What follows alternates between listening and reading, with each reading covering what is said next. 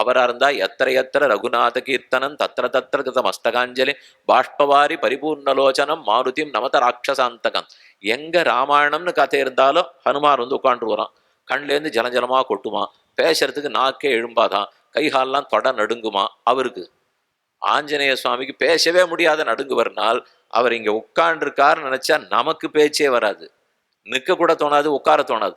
ஆனா அவர் அமர்ந்து கேட்டு இருக்காருன்னா உலகத்திலே இருக்கார், இந்த லோகத்தை விட்டு போகவும் இல்லை. ஸ்னேகோமே பரமோராஜன் தொய் நித்தியம் பிரதிஷ்டிதா பக்திஷ நியதாவீர பாவோ நான்யத்திர கச்சதி. வைகுந்தத்துக்கு நான் வரல, பூலோகத்திலே இருக்கிறேன்னு ஆஞ்சநேயர் இருக்கிறது எதற்கு? கும்பகோணத்துக்கு போனா ராமசுவாமி கோவில் இருக்கும், அப்படியே தத்ரூபமா எழுந்துள்ளிருப்பார். இவ்வளோ பெரிய பட்டாபிஷேக ராமர். இந்த பக்கத்துல லக்ஷ்மணன் வில்லு பிடிச்சிருப்பார், 2 வில்லு வச்சுருப்பார். ராமனுடைய வில்லையும் பட்டாபிஷேகத்தன்னைக்காவது தான் வேலை செய்யக்கூடாது இல்லையா, அதனால தன்னுடைய தொண்டர் இடத்துல கொடுத்துட்டார் போல இருக்கு. அவர் வச்சுக்க மாட்டார், தான் மட்டும்தான் அப்படி அபயமா இருப்பார். ராமனுடைய வில்லு தன்னோட வில்லு ரெண்டையும் சேர்த்து லக்ஷ்மணன் தான் வச்சுருப்பார். பக்கத்துல சீதை, இந்த பக்கம் ஆஞ்சநேய சுவாமி உட்காந்துருப்பார். கையில எழுத்தாணி ஓலைச்சுவடியோட ராமாயண புஸ்தகம், தம்புரா மீட்டிண்டு ராமாயணத்தை பாடிட்டே இருப்பார். யார் கேட்டதுன்னால் அவ 2 பேர் தான். நம்ம எங்க கேட்கிறோம்? கேளுன்னா நாம கேட்கல, அப்ப யார் கேட்கலாம்? சீதை ராமன் தான் திருப்பி திருப்பி கேட்கணும்.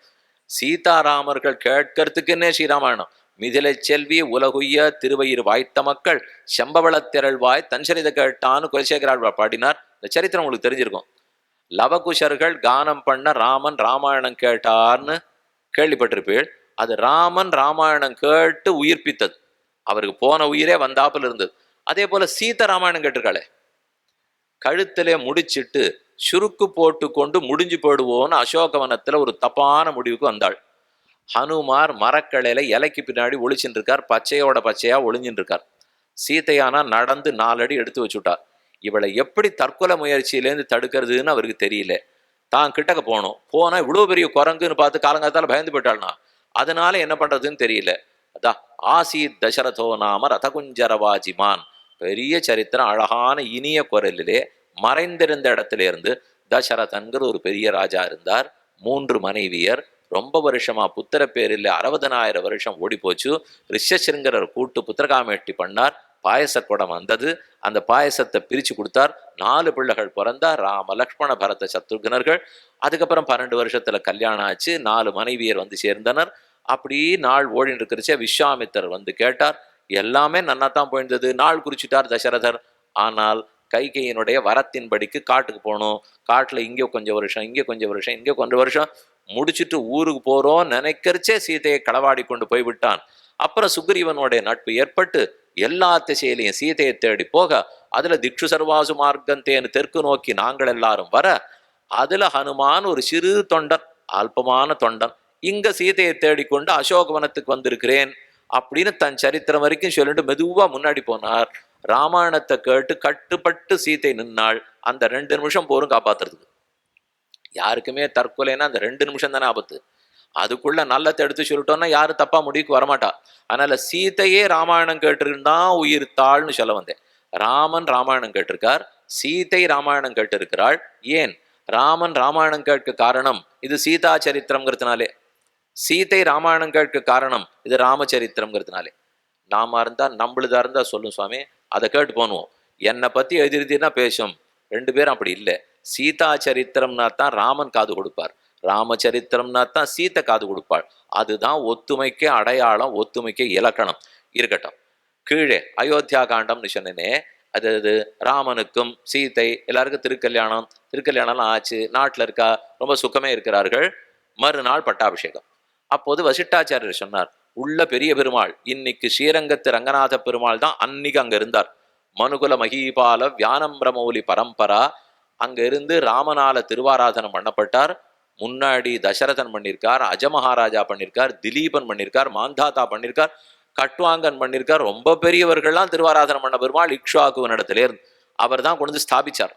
ராமன் அளவுக்கு ஆராதனம். மறுநாள் கார்த்தால பட்டாபிஷேகம். உள்ள போய் பெருமாள்கிட்ட நானா பிரார்த்திச்சுக்கோன்னார். சகபத்னியா விஷாலாக்ஷியா நாராயணம் உபாகமத்து. இதுதான் ஸ்லோகம் வால்மீகி ராமாயணத்தில். விஷாலாட்சிங்கிற பெயர் பெற்ற சீதையோட உள்ள போனார்னார். சாதாரணமா ஸ்ரீவைஷ்ணவர்கள்ல விஷாலாட்சின்னு பேர் வைக்க மாட்டா, ஸ்மார்த்தர்கள் விஷாலாட்சின்னு வைப்பா. ஆனா ஸ்ரீவைஷ்ணவர்கள் வைக்கிறது இல்லை. ஆனா விஷாலாட்சிங்கிற வசந்த பேரு ராமாயணத்துல அந்த பேர் இருக்கு. விஷாலாட்சின்னா நீண்ட கண் படைத்தவள். சீத்தை ஒரு நாளும் உள்ள இருக்கிற படுத்துட்டு இருக்கிற பெரிய பெருமாளை பார்க்கவே மாட்டாளாம். ராமரையே வெச்ச கண் வாங்காம பார்க்கிறாள். ராமர் ஆராதனை சமர்ப்பிக்கிறார். தூபம், தீபம், பழம், வெத்தலைபாக்கு, தீபஹாரதி, அப்புறம் சேவிக்கிறது, பாசுரங்கள்லாம் சொல்றது, ஸ்லோகங்கள்லாம் சொல்றது, பிரசாதத்தை கண்ட்ரோல் பண்றது, புஷ்பம் சமர்ப்பிக்கிறது, சந்தனத்தை சமர்ப்பிக்கிறது, 16 உபச்சாரங்களையும் ராமன் அவ்வளவு அழகா பண்றார். இவரையே பார்த்துட்டே இருப்பாராம். அந்த பெரிய பெருமாளை பார்க்கவே மாட்டார். என்ன அழகா எடுத்து சமர்ப்பிக்கிறார், அழகா தூபம், அழகா தீபம், என்ன அழகா சந்தனம். அப்படி பார்த்து பார்த்து பார்த்தே கண்ணு விரிஞ்சு போச்சான். வெச்ச கண் வாங்காம ராமனை பார்த்து கண்ணு பெருசா போனதுனால விஷாலாட்சின்னு பேரு. இப்பெல்லாம் ஏன் சுவாமி விஷாலாட்சின்னு பழைய பேர்லாம் வைக்கிறது இல்லைன்னால், கணவன் ஆராதனம் பண்ணணும், அதை மனைவி வெச்ச கண் வாங்காம பார்க்கணும், அப்புறம் கண்ணு பெருசாகணும், அப்புறம் விஷாலாட்சின்னு பேர் வைக்கணும். அதுக்கு முதல்ல அவர் பண்ணணுமே. அவர் திருவாராதனம் பண்ணா இவளுக்கு விஷாலாட்சின்னு பேர் வரும். அவர் தான் பண்றதே இல்லையே, அதனால ஒருவேளை வைக்கிறதே இல்லைன்னு அப்படி நம்ம சமாதானப்படுத்திக்க வேண்டியதான் வச்சுக்கோ. அதனால அன்னைக்கு விஷாலாட்சின்னா சீதாதேவி அழைச்சுன்னு தான் ராமன் உள்ளேயே போனார். அப்ப ஆரம்பம் சீதையனுடைய கண்ணழகை பத்தி. அது எங்கெங்க தொடர்றதுன்னு பாருங்க. அடுத்து குஹ சக்கியம், குஹப்பெருமானோடைய தோழமை கொண்டார்.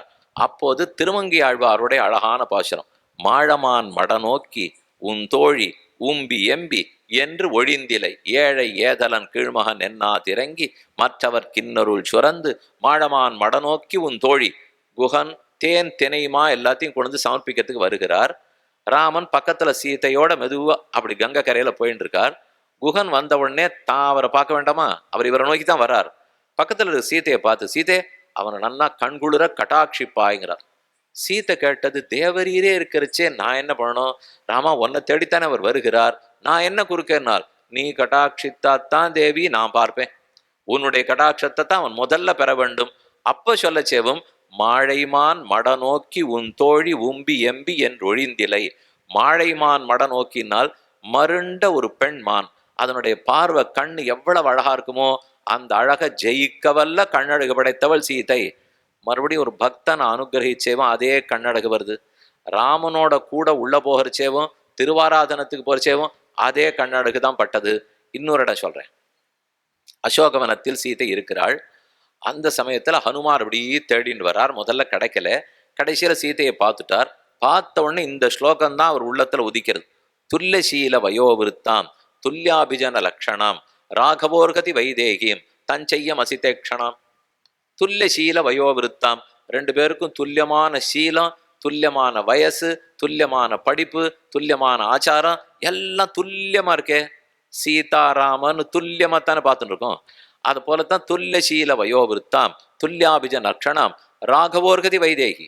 இந்த வைதேகி ராகவனுக்கு, ராகவனுக்கு வைதேகி அருகத்தின சமமானவள். இவனுக்கு அவ சமம், அவளுக்கு இவன் சமம். எல்லாத்தையும் ஒத்துமையா சொல்லணும் வந்தார். வயதில் ஒத்துமை, பொருத்தம், அழகில் பொருத்தம், ஐஸ்வர்யத்தில் பொருத்தம், ஆச்சாரத்தில் பொருத்தம், பண்புகளில் பொருத்தம், எல்லாத்தையும் சொன்னவர். ராமனை பத்தி அழகான கண் படைத்த தாமரை கண்ணினான ராமனுக்கு அந்த தாமரை கண்ணியான சீதை பொருத்தமானவள்னு சொல்லணும் இல்லையா? சொல்லல.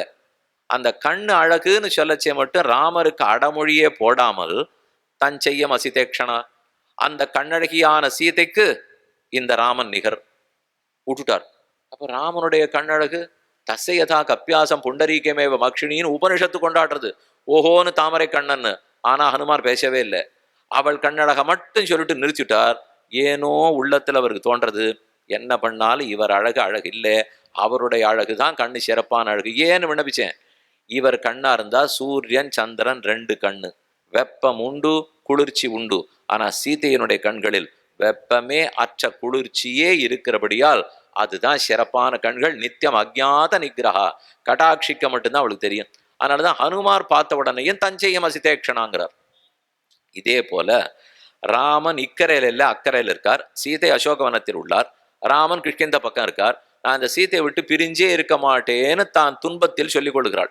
அப்ப சொல்லச்சேவும், நான் ந ஜீவேயம் க்ஷணமபி தாம்பினா அசிதேக்ஷணம், நான் ஒரு வினாடி பொழுது உயிரோடு இருக்க மாட்டேன் அந்த கண்ணழகியான சீதையை விட்டுங்கிறார். சீதையை விட்டுன்னு சொல்லியிருக்கலாமா? அதை விட்டு அந்த கண்ணழகு படைத்த சீதையை விட்டுனால் அந்த கண்ணைத்தான் என்னால மறக்க முடியல லக்ஷ்மணா. அதுதான் எப்படி கட்டாட்சித்து யாரார எவ்வளவு தூரம் நல்லா செய்திருக்கு. அபாங்காஹா பூயாம் சஹா எதுவரி பரபிரம்ம ததபூத் என்ன பராசரப்பட்ட சாதிக்கிறார். அவளுடைய குளிர்ந்த கண் பார்வை பெற்றால் எல்லாருக்கும் நன்மை. அதனாலதான் குஹன கட்டாட்சிக்க சொன்னார். ஹனுமாருக்கு பார்த்த உடனே அந்த கண்ணழகு தான் தோன்றது.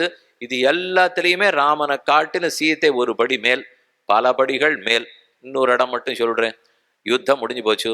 புஷ்பக விமானத்தில் எல்லாரும் ஏறிட்டார்கள். திரும்ப அயோத்தியை நோக்கி போயிட்டு இருக்கா.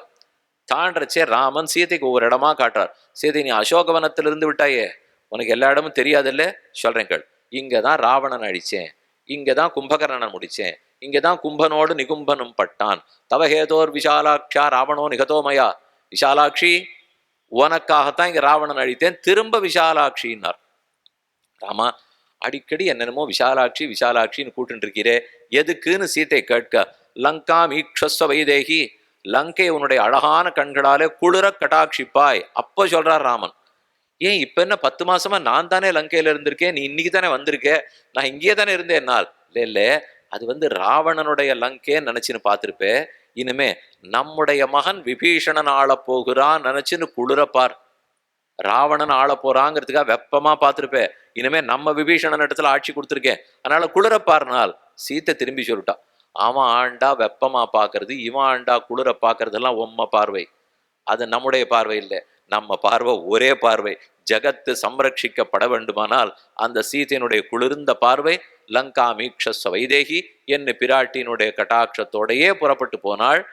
இது இத்தனை ஒரு புறம் பார்த்தால் சீதையை காட்டிலும் ராமனா, ராமனை காட்டிலும் சீதையா என்றால் இந்த கட்டாட்ச விசேஷத்தினாலேயே, கருணை விசேஷத்தினாலேயே ராமனை காட்டும் சீதை பல மடங்கு உயர்ந்து நிற்கிறாள்.